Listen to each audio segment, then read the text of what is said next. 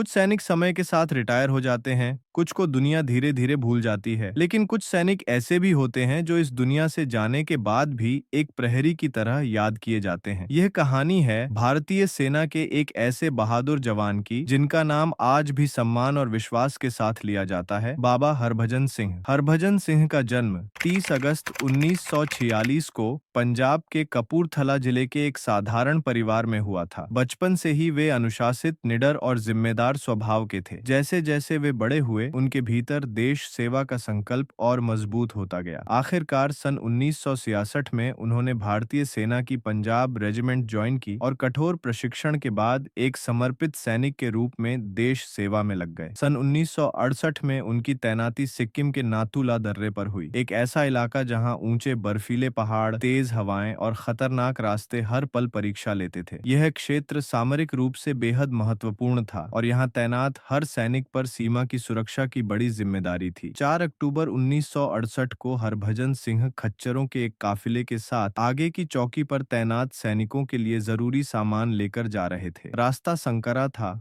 नीचे गहरी खाई थी और जमीन बर्फ से ढकी हुई थी। चलते चलते अचानक उनका पैर फिसला और वे संतुलन खो बैठे। देखते ही देखते वह गहरी खाई में गिर गए। कठिन मौसम और खतरनाक इलाके की वजह से तुरंत उनका पता नहीं चल सका और उन्हें लापता घोषित कर दिया गया। कई दिन बीत गए, लेकिन उनका कोई सुराग नहीं मिला। फिर एक रात आर्मी कैंप में तैनात उनके एक साथी सैनिक को एक सपना आया। सपने में हरभजन सिंह दिखाई दिए। वे शांत खड़े थे और उन्होंने अपने साथी को उस स्थान के बारे में बताया जहां उनका पार्थिव शरीर बर्फ के नीचे दबा हुआ था। सुबह होते ही उस सैनिक ने यह बात अपने अधिकारियों को बताई। शुरुआत में इसे एक सपना समझकर नजरअंदाज करना आसान था, लेकिन फिर भी बताई गई जगह पर खोज करने का फैसला लिया गया। सैनिक उस स्थान पर पहुंचे और बर्फ हटानी शुरू की। जैसे जैसे खुदाई आगे बढ़ी, सन्नाटा गहराता गया और फिर कुछ ही देर में हरभजन सिंह का पार्थिव शरीर वहीं मिला, ठीक उसी जगह जहां सपने में बताया गया था। पूरा दल स्तब्ध था। ठंडी हवाओं के बीच सैनिक अपने साथी के चारों ओर खड़े थे, सिर झुके हुए और दिल भारी। यह सिर्फ एक सैनिक की विदाई नहीं थी, बल्कि एक बहादुर साथी को अंतिम सम्मान था। इस घटना के बाद सैनिकों के बीच एक गहरा विश्वास जन्म लेने लगा कि हरभजन सिंह आज भी इस सीमा की रक्षा कर रहे हैं। धीरे धीरे उनके प्रति सम्मान और आस्था इतनी बढ़ी कि कैंप में उनका बिस्तर रोज लगाया जाने लगा। उनकी वर्दी करीने से रखी जाती और उनके जूते तैयार रखे जाते, मानो एक सैनिक अब भी ड्यूटी पर हो। कहा जाता है कि उन्हें हर साल छुट्टी भी दी जाती थी और उनका सामान पूरे सम्मान के साथ ट्रेन द्वारा उनके घर भेजा जाता था। यह परंपरा केवल एक रस्म नहीं थी, बल्कि एक सैनिक के प्रति अटूट सम्मान का प्रतीक बन चुकी थी। समय बीतता गया, लेकिन विश्वास कभी कम नहीं हुआ। नाथुला की ऊंचाइयों पर आज बाबा हरभजन सिंह का मंदिर खड़ा है, जहां सैनिक और आम नागरिक श्रद्धा से सिर झुकाने आते हैं। कई लोगों का मानना है कि वह आज भी इन पहाड़ों में तैनात हैं और अपने साथियों की रक्षा कर रहे हैं। कुछ सैनिक रिटायर हो जाते हैं, कुछ को समय भुला देता है, लेकिन कुछ ऐसे होते हैं जो हमेशा अपने कर्तव्य के साथ जुड़े रहते हैं। हरभजन सिंह सिर्फ एक नाम नहीं, बल्कि साहस, समर्पण और विश्वास का प्रतीक बन चुके हैं।